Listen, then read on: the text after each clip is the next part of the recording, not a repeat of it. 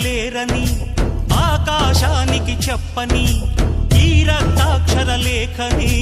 ఇప్పుడే పంపని అన్నం పుణ్యం ఎరగని మా సీమకిరా రమ్మని ఆహ్వానం అందించని మెరిసే చూపుని తొలగింది ముప్పు అని నీలి మప్పు మనసారా నవ్వని చిరుజల్లు ముంపు మన ముంగిలంత ముత్యాలే చల్లని ఆశాసుగంధ